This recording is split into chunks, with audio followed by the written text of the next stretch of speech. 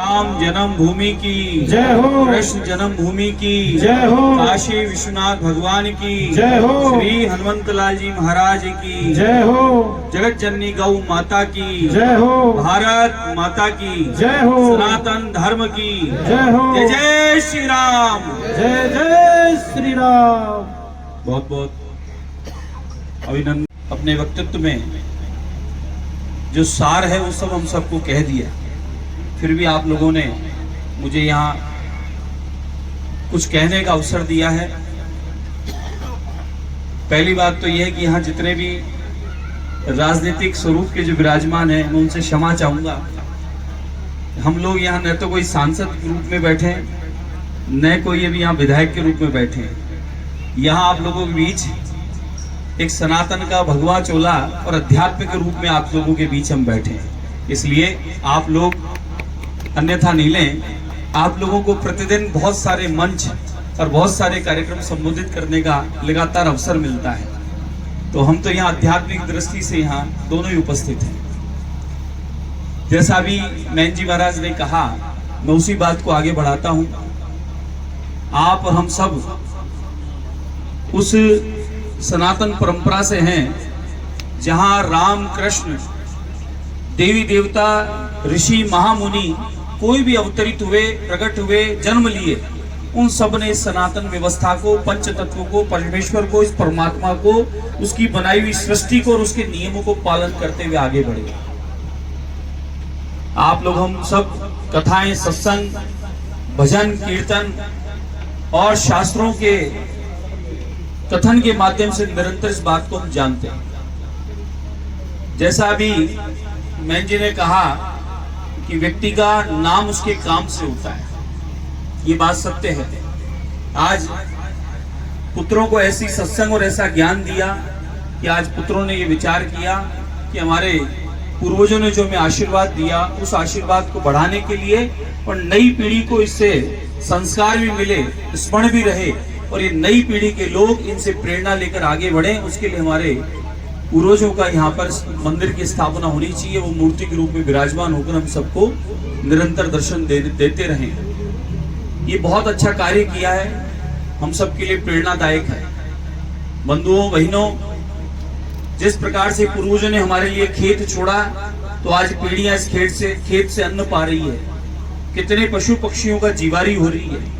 पूर्वजों ने ये वनस्पतियां छोड़ी, ये पेड़ पौधे छोड़े, तो ये आज अगली पीढ़ियों को, कितने पशु पक्षियों को ये लोग लाभ दे रहे हैं। यही पंचतत्व, यही परमेश्वर, ये परमात्मा, यही स्वरूप, इनका संरक्षण करना, इनको आगे बढ़ाना और इनका संरक्षण करते हुए इनको सजोए रखना, ये नई पीढ़ी के लिए आप हम सब की जिम्मेदारी बनती है। आप हम सब सनातन के साथ साथ हमारी संस्कृति, हमारी परंपराएं, इन सब का नियमित हम लोग पालन करते हुए आगे बढ़ेंगे तो ठीक रहेगा। आप हम सब कहीं ना कहीं कोई ना कोई गांव ढाणी से जुड़े हुए हैं और गांव में असली भारत बसता है। असली भारत कहीं देखना हो तो गांव में बसता है वो। और आज हम लोग विकसित भारत अमृत महोत्सव में आप हम लोग सब जी रहे हैं। आपके हमारे पूर्वज तो राम राम राम राम जपते जपते, मेरी माताएं माँ शबरी बनकर राम राम जपते हुए, इंतजार करते हुए धाम पधार गई थी, पधार गए कितने ही, और 500 साल से ये इंतजार कर रहे थे कि हमारी संस्कृति, हमारी परंपराएं, हमारे मन के घट के अंदर बैठे राम, उनका साक्षात स्वरूप जो मंदिर का दर्शन हम लोगों की इच्छा है वो कब बनेगा। लेकिन आप हम सबके इस भजन से, निरंतर 1200 साल के सनातन के, आप सनातनियों के संघर्ष से, गौ माता की, सनातन की रक्षा के लिए पूर्वजों के बलिदान से आज ये सब संभव हो पाया और संतों के आशीर्वाद और प्रयास से आज भव्य दिव्य राम मंदिर बनकर तैयार हुआ। राम मंदिर बनना हमारी संस्कृति की आजादी है, हमारी सनातन धर्म की आजादी है। राम मंदिर बनना भारत जैसे देश में जहाँ सबके हृदय में राम बसते हैं, घट घट में राम बसते हैं, जिनकी दिन की शुरुआत राम राम से होती है और रात को सोने से पहले राम राम रहता है और उठने के साथ राम राम शुरू होता है। जन्म से लेकर मृत्यु तक जिसके जीवन में राम राम होता है, ऐसे राम का मंदिर का भी इस भारतवर्ष में इंतजार करना पड़ा, कोर्ट कचहरी में घिसना पड़ा। ये हमारे दुर्भाग्य ही था, लेकिन अब समय अनुरूप है और आप हम सब चारों ओर देख रहे हैं कि देश का किस और विकास हो रहा है। पूरी दुनिया में आज विश्व गुरु के रूप में भारत पुनः स्थापित हुआ है। खाली सड़कों से नहीं, खाली पुलियों से नहीं, खाली व्यापार से नहीं, खाली नौकरियों से नहीं, ये सब काम तो हो ही रहे हैं, लेकिन भारत में भारत की संस्कृति, यहाँ की परंपराएं, यहाँ की शास्त्र, यहाँ की पुराणों के जो कथन था, उस माध्यम से आज पूरी दुनिया में विश्व गुरु के रूप में भारत पुनः स्थापित हुआ है।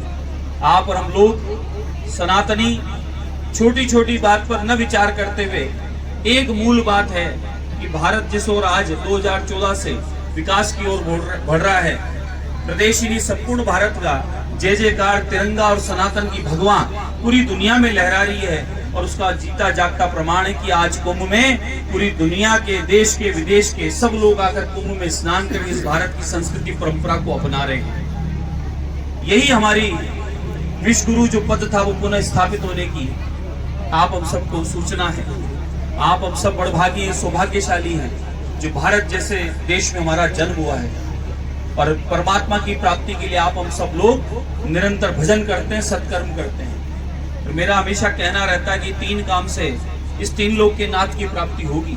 पहला काम भगवान का भजन करना, जो जिस परमात्मा को मानता हो, जो जिस स्वरूप को जानता हो और मानता हो, वो उसका भजन करे, सत्संग करे, उसका नाम जप करे, मन और चित्त सदैव उसका परमात्मा में किसी भी रूप में, किसी भी स्वरूप में लगा रहे, ताकि विकार, व्यर्थ के विचार उसके शरीर में न प्रवेश कर पाए। कि मनुष्य ही ये काम कर सकता है, कोई पशु पक्षी थोड़े ही कर सकता है, भारी से भारी हाथी भी नहीं कर सकता, लेकिन ये मनुष्य को परमात्मा ने कृपा की है। सबसे बड़ा धन उसको ज्ञान दिया, उसको बुद्धि दी और परमात्मा को भजने का उसको अवसर दिया। दूसरा काम तप करे, कोई योग से तप करता है, कोई यज्ञ से तप करता है, कोई सेवा करके तप करता है। किसी न किसी रूप में शरीर से कोई सेवा करे, वह तप है, वह यज्ञ है, वह किया करे, ताकि शरीर निरोगी रहे, वह स्वस्थ रहे। भगवान का भजन से मन चित्त का स्वस्थ रहेगा।